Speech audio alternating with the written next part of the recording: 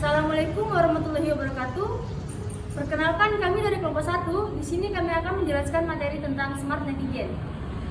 Nama saya Ihsan Maghribi dengan NIM 2009 106107.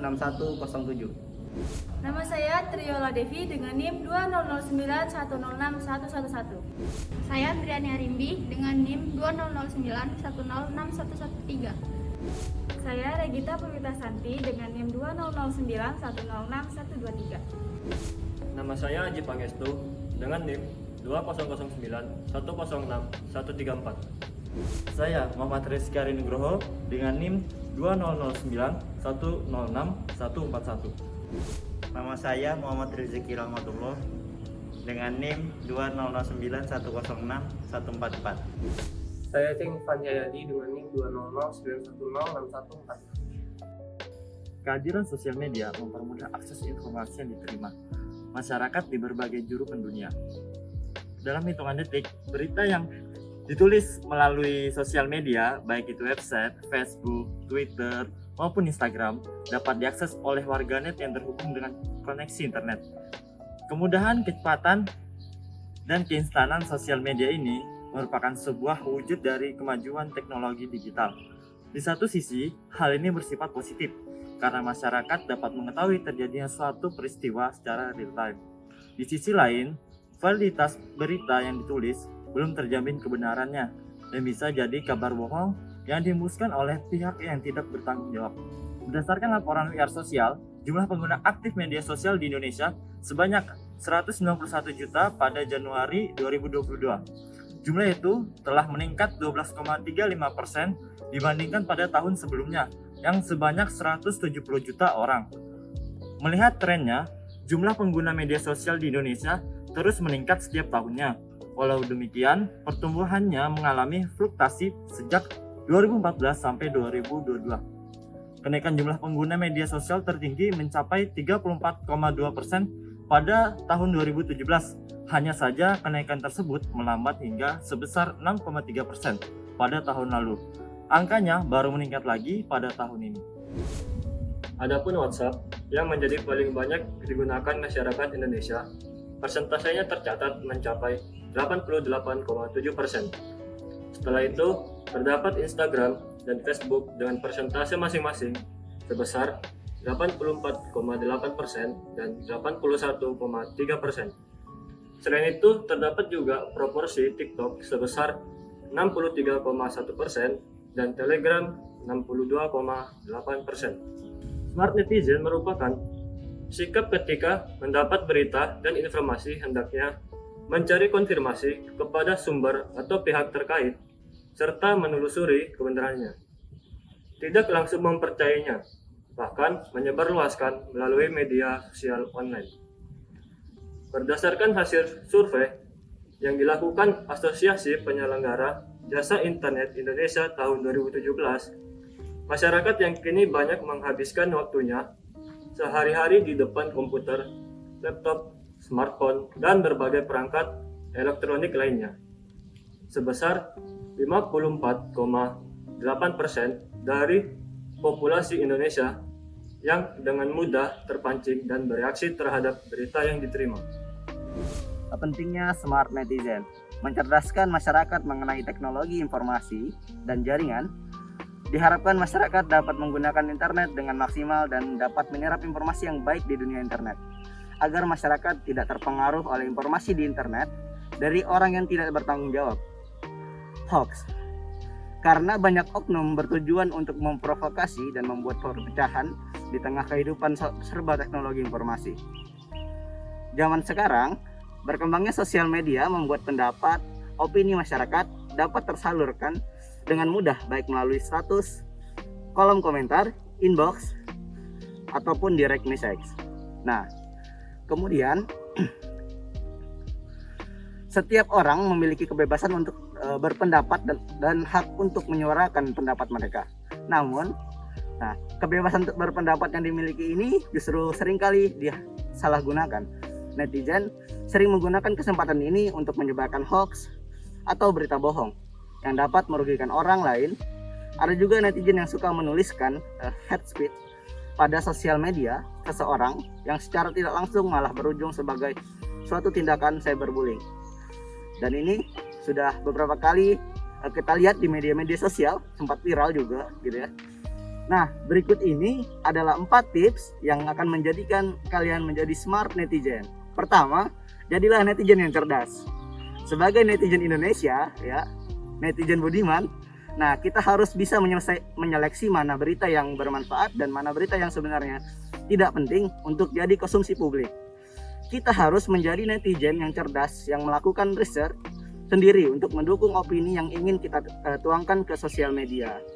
Yang kedua, jadilah netizen yang positif. Kenapa? Berbeda opini itu boleh, namun janganlah membenci. Kita tidak harus suka dengan apa yang seseorang lakukan atau dengan opini yang mereka berikan. Namun, begitu pula dengan kita. Kita juga tidak bisa memaksa semua orang agar bersependapat dengan opini kita dan malah menghasut orang lain untuk melakukan cyberbullying. Daripada menebar kebencian, kita lebih baik memperbanyak komentar-komentar positif. Yang tidak tahu bagaimana dampak satu komentar positif saja bisa sangat berpengaruh dalam suatu kehidupan orang ya. Kemudian yang ketiga, jadilah netizen yang mau berpikir 2 kali sebelum berkomentar. Nah, gunakanlah kata-kata sopan dan yang membangun jika ingin memberi saran atau kritik, bukan dengan kata-kata yang tidak sopan yang mungkin bisa menyakiti perasaan orang lain.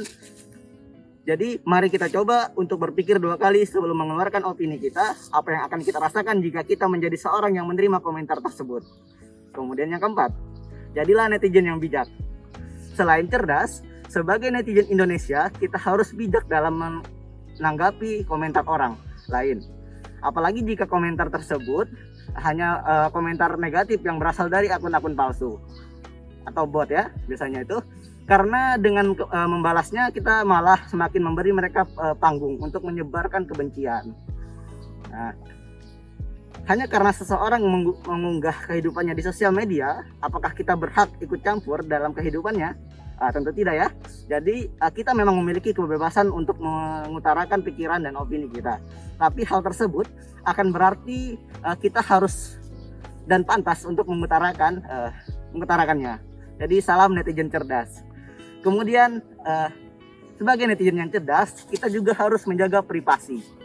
Di mana privasi adalah kemampuan diri atau kelompok untuk menentukan dan menjaga apakah data pribadinya boleh atau tidak untuk diketahui oleh pihak lain. Sebagai smart netizen, kalian juga harus bisa menjaga privasi guys. Jadi privasi adalah kemampuan diri atau kelompok untuk menentukan dan menjaga apakah data pribadinya boleh atau tidak untuk diketahui oleh pihak lain. Privasi adalah kemampuan diri atau kelompok tadi untuk menentukan dan menjaga apakah data pribadi boleh atau tidaknya untuk diketahui pihak lain ini. Sedangkan yang dimaksud dengan data pribadi adalah setiap data elektronik maupun non-elektronik, baik terdiri ataupun dikombinasikan dengan data lain, akan dapat secara unik mengidentifikasikan individu atau orang tertentu. Contohnya, data pribadi tersebut semisal nama lengkap, nomor NIK atau KK, nomor ponsel, alamat email, akun media sosial, alamat rumah, tanggal atau bulan lahir, nama ibu kandung, rekam medis, rekam biometrik, dan lain-lain. Catatan transaksi dan perbankan dan banyak lagi ya. Jadi pemilik data pribadi kita sesungguhnya tak lain adalah diri kita sendiri.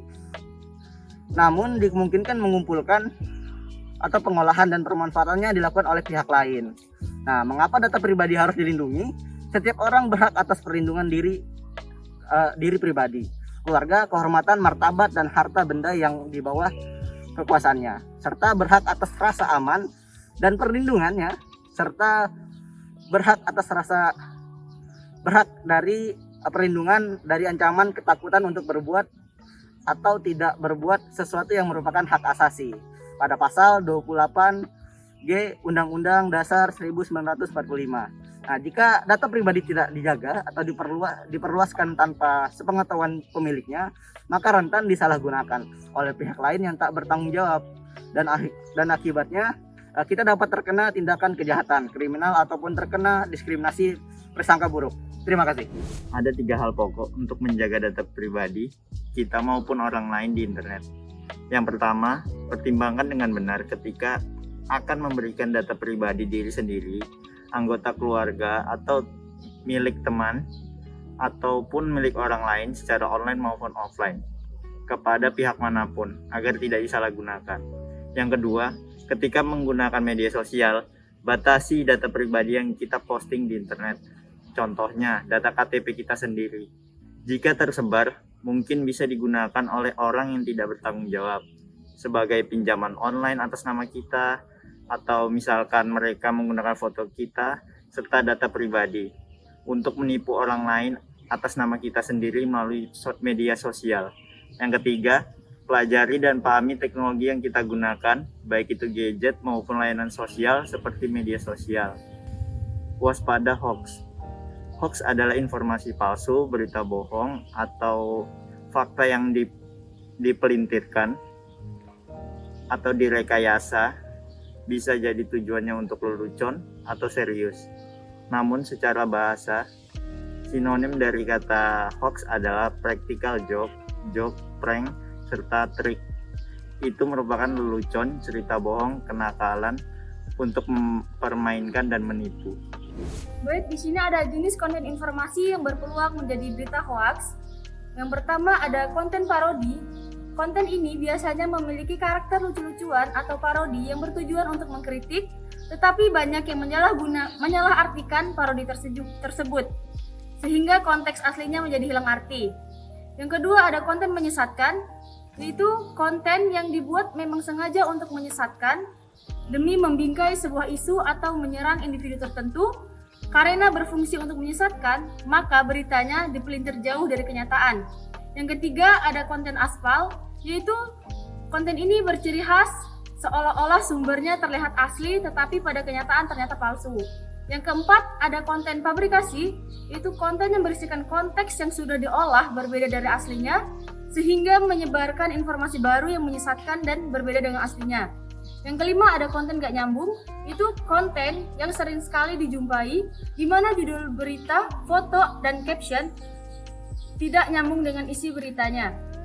Yang keenam ada konten manipulatif, yaitu konten yang konteks aslinya dihilangkan kemudian disebar oleh pihak tertentu. Efeknya orang yang menerima informasi di luar dari konteksnya sebenarnya. Yang terakhir ada konten salah, yaitu konten yang konteksnya salah berbeda dengan gambar atau video yang sebenarnya, sehingga orang yang menerima memahami bahwa konten ini benar padahal konteks aslinya dihilangkan. Tips cerdas hindari hoax. Yang pertama, perhatikan sumber berita. Pastikan apakah berita itu berasal dari sumber yang terpercaya. Yang kedua, baca keseluruhan berita. Pastikan untuk membaca berita secara keseluruhan. Jangan hanya membaca judul serta paragraf pertama, karena seringkali judul dan paragraf pertama dibuat untuk memprovokasi oleh pembuat berita untuk mendapatkan atensi pembaca. Yang ketiga, lihat keaslian gambar dan video dalam berita. Pastikan gambar dan video tersebut bukan merupakan hasil manipulasi pembuat berita. Yang terakhir, kritis dalam membaca berita. Harus melihat dari berbagai perspektif mengenai berita tersebut agar tidak mudah percaya berita hoax di media sosial. Secara umum, kita dapat mengenali keaslian berita dalam melakukan pembandingan antara berita yang ditulis oleh beberapa media. Cyberbullying ialah sebuah perilaku yang melecehkan ataupun merendahkan seseorang dengan menggunakan teknologi digital. Cyberbullying biasanya terjadi pada media sosial seperti YouTube dan Instagram, pada platform chatting seperti WhatsApp dan Line, platform bermain game seperti Mobile Legends dan Free Fire, serta tempat digital lainnya yang dapat mengirimkan pesan. Netiquette lawan bully. Yang pertama, selalu berperilaku sopan di dunia maya. Bersikaplah pada orang lain seperti kita ingin orang lain bersikap kepada kita. Jika kita berperilaku sopan di dunia maya, seharusnya orang lain akan bisa menghormati kita. Sebaliknya, jika kita bersikap tidak sopan, maka orang juga bisa bersikap tidak sopan kepada kita. Yang kedua, apa yang akan kita lakukan di internet dapat tersimpan selamanya. Ada jejak digital yang akan menyimpan rekam jejak kita di dunia digital selamanya. Apa yang kita lakukan saat ini dapat berpengaruh dalam kehidupan kita di masa mendatang.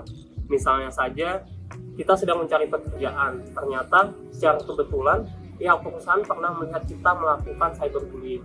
Maka bisa saja kita tidak jadi diterima di perusahaan tersebut. Contoh lainnya adalah ketika kita menjadi public figure.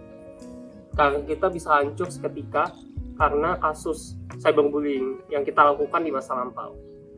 Kemudian yang ketiga, pikirkan dampak dari cyberbullying. Korban cyberbullying dapat mengalami dampak serius seperti gelisah, sedih, depresi, dan bahkan dapat mendorong korban melukai diri sendiri atau bahkan bunuh diri. Yang keempat, jangan membalas aksi pelaku.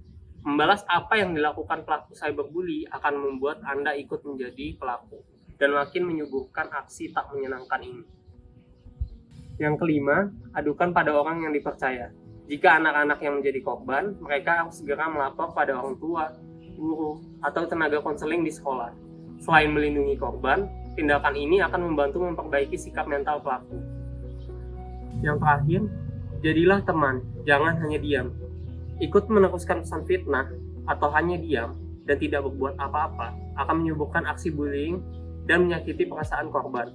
Perintahkan pelaku menghentikan aksinya, bantu korban menenangkan diri, dan segera laporkan kasus tersebut kepada pihak yang berwenang. Untuk menjadi smart netizen, tentunya kita harus melakukan cek fakta atas informasi yang beredar. Ada beberapa cara atau langkah yang perlu diperhatikan. Yang pertama yaitu filterasi konten. Jika tidak dilakukan filterasi dari internal diri, maka konten yang berpeluang hoaks akan perlahan tersebar. Pentingnya filterasi konten berdasarkan pemahaman yang dimiliki agar secara cepat dan sederhana kita bisa memilah konten mana yang memang hoaks dan harus berhenti di kita, sedangkan konten yang benar bisa diteruskan ke pihak lain. Dan yang kedua, lakukan verifikasi atau cek fakta konten. Setelah proses filterisasi konten, maka tahapan berikutnya adalah proses verifikasi sekaligus cek fakta konten. Proses verifikasi ini secara umum bisa dilakukan untuk 3 item, yaitu konteks atau tulisan, foto, dan juga video. Untuk masing-masing item ini memiliki proses verifikasi yang berbeda untuk dilakukan cek fakta, tetapi secara umum cara kerjanya hampir sama, yaitu pahami dengan baik konteks yang dimaksud. Bisa jadi informasi yang ada adalah clue untuk melakukan pengecekan fakta. Kemudian, gunakan beberapa tools tambahan untuk melakukan verifikasi. Dan yang terakhir, temukan sumber pertama atau sumber yang paling lama sebagai acuan. Untuk proses cek fakta tulisan. Suatu tulisan jika ingin dilakukan pengecekan fakta, maka langkah pertama adalah memahami beberapa kata kunci yang digunakan. Dari kata kunci tersebut, barulah kemudian kita melakukan cek fakta di mesin pencarian Google dengan menambahkan kata insight media terpercaya. Misal, melakukan cek fakta suatu berita dengan kata kunci berita hoaks, pandemi, dan media Tempo sebagai media terpercaya. Maka cukup menuliskan kalimat berita hoaks pandemi insighttempo.com di halaman pencarian Google, dan kita lihat di situ situs yang paling lama mengupload tentang berita hoaks pandemi, itulah yang bisa kita jadikan acuan untuk mencari fakta yang sebenarnya. Selanjutnya, untuk cek fakta foto, khusus untuk cek fakta ini, materi bergambar ada beberapa tools yang bisa membantu seperti TinAce yang dilengkapi dengan fitur reverse image search. Nah, foto yang ingin diketahui faktanya tinggal dimasukkan pada fitur ini, dan setelah hasilnya keluar, tinggal dilakukan filter pencarian dan memilih hasil yang paling tua. Artinya, foto ini diunggah pertama kali oleh situs paling tua tersebut. Setelah hal tersebut dilakukan, tinggal melihat keterangan asli dari foto yang diunggah untuk mengetahui kebenaran dari informasi dan foto yang beredar. Untuk yang terakhir, cek fakta video. Sebenarnya tidak jauh berbeda dengan cek fakta foto. Aplikasi yang bisa membantu adalah InVid. Keunggulan dari InVid ini adalah mampu melakukan fragmentasi video dan replace image secara bersamaan. Ketika menggunakan InVid, maka proses pencarian sumber video akan berjalan secara serentak ke semua media yang ada dan menghasilkan berbagai video yang identik, kemudian dilihat kembali untuk mengetahui kebenaran dari video tersebut.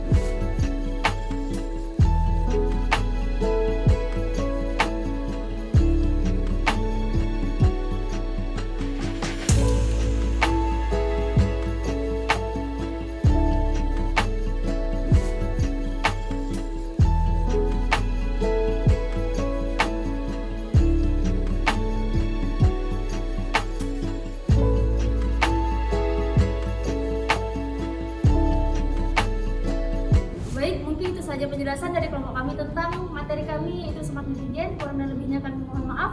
Wassalamualaikum warahmatullahi wabarakatuh.